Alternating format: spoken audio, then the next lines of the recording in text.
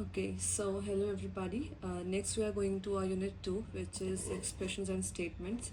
So from these topics we'll be covering the operands, operators and expression evaluation along with the type conversion and the precedence rules, because I think you all are aware about all the following three topics like conditional branching, loops, break and others loops. But if you're not if you're confused like in any of these topics, then let me know in comments. I'll be making video around these topics too, but for the time being we'll be covering the above two topics. Okay, so let's start with the operands, operators and expression evaluations. So you must be knowing about what is an operator and operands. If not, let's not worry. Expression is collection of operands and operators. Okay, so 5 plus 3 equal to 8 is an expression.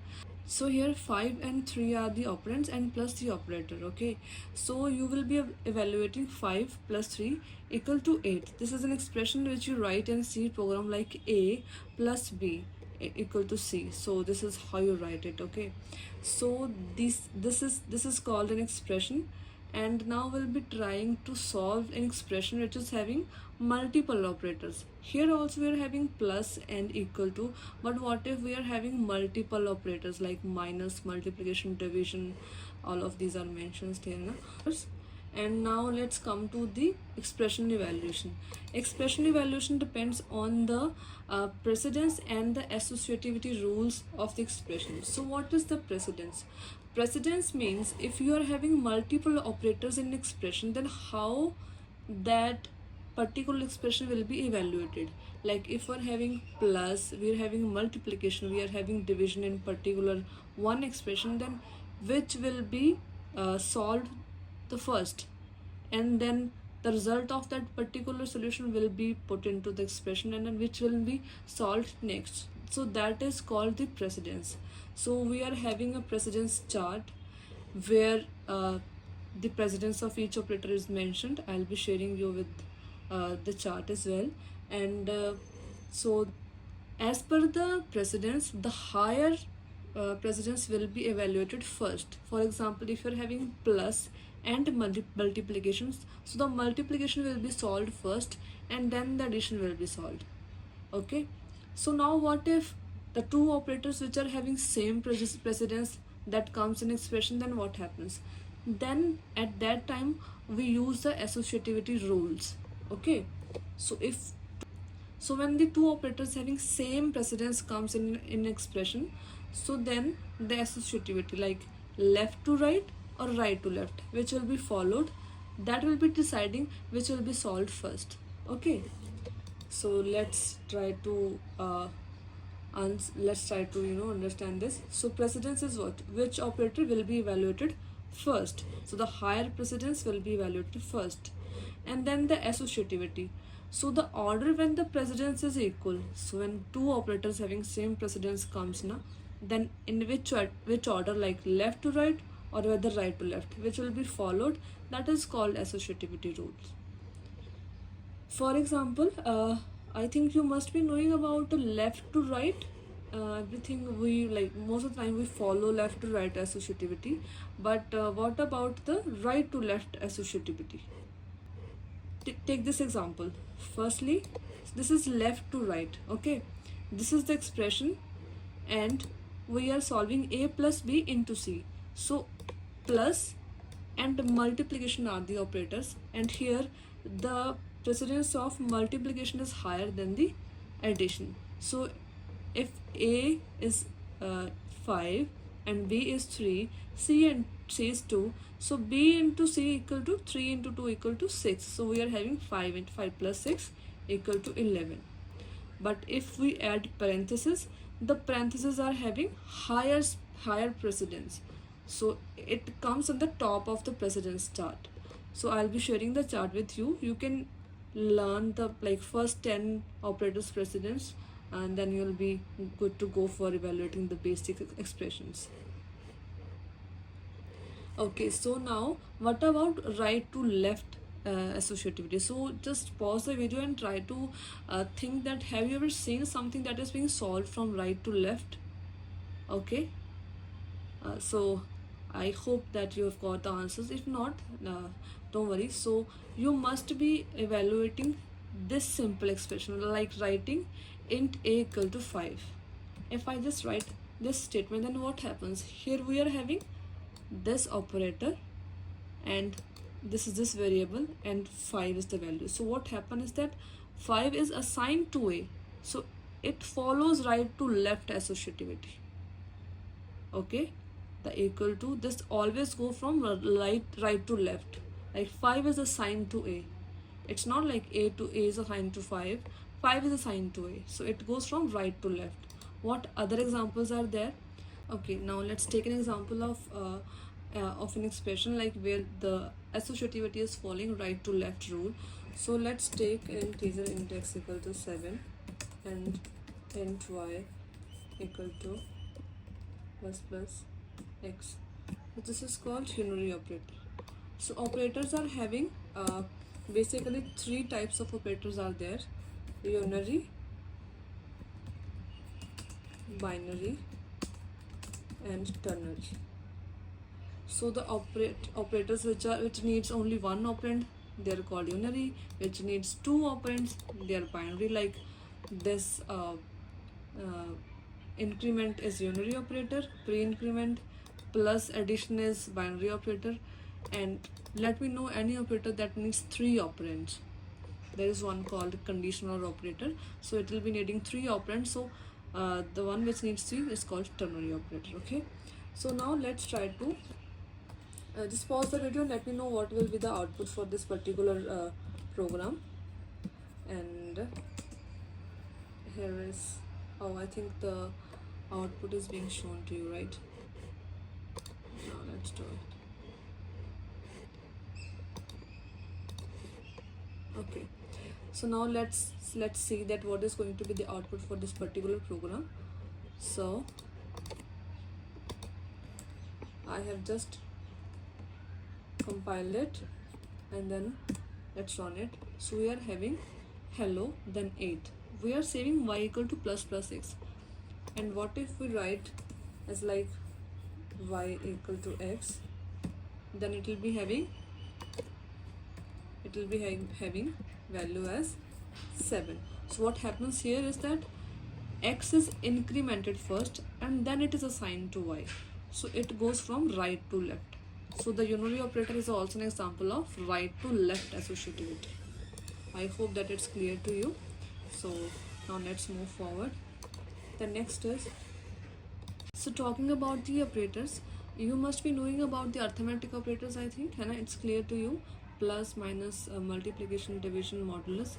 So the relational operators are those which are used to check for any condition, like whether x equal to y, whether x not equal to y, whether x is greater than y, less than y, greater than equal to y, or less than equal to y. So these operators will give you the output either true or false. Okay, so logical operators also work with conditions, like if you want to check whether x equal to y and x greater than z, like any other condition. So if you want to merge the conditions, you use your logical operators, like you are expanding your logic. It will also give the output into 0-1 form, that is also like true or false. And these are the bitwise operators. These are not much of your use. Just imagine, like if we are dealing with bits, like always the data is stored in the form of 0-1 forms, right?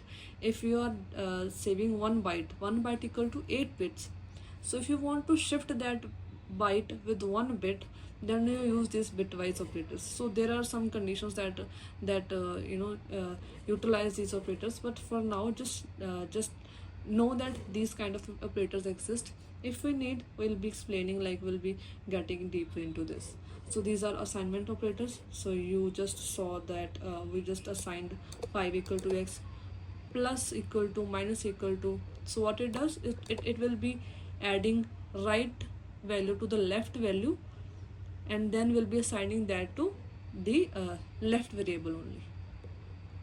If you are not clear about this, then let me know. I'll be creating video about this also, but I think it is not, it is easy. Okay, so unary operator we just covered. Ternary is, this is conditional operator. Okay, if x equal to y, if condition satisfies, then give this value to particular variable, otherwise this value. If a is greater than y, then assign a value, otherwise assign b value. Okay, so precedence and associativity is done. So next what we have, so these are bitwise operator. Just give and just see the output. Okay, just take two variables and try to apply different operators on those variables and see and observe the output. If you're confused in any of the output or any of the operator, just let me know in comments and I'll be replying at least, right? The next one is I'm not going into if else or nested if else statements. So the next important topic is,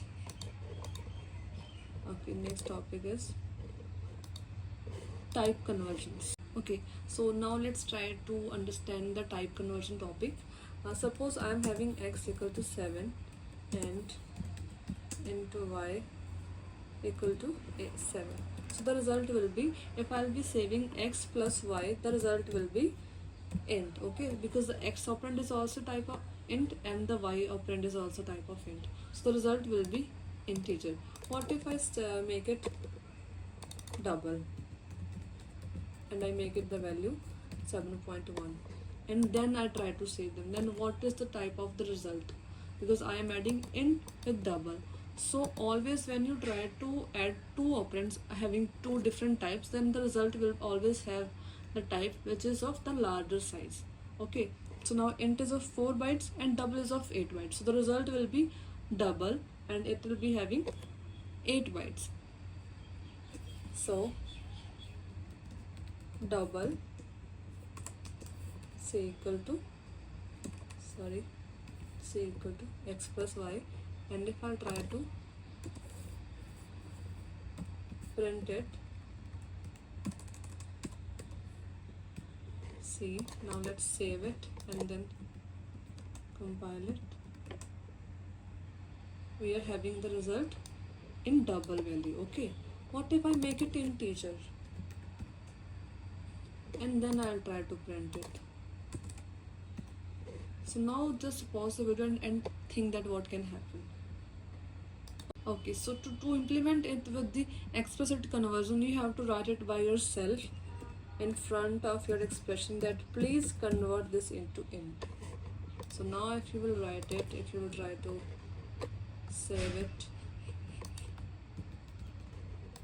and if you try to execute again, compile again and then execute, we will be having same output as before because we implicitly converted it. So this is how the conversion works. There is another example which is also beautiful. So we are having character a which is having value a, right?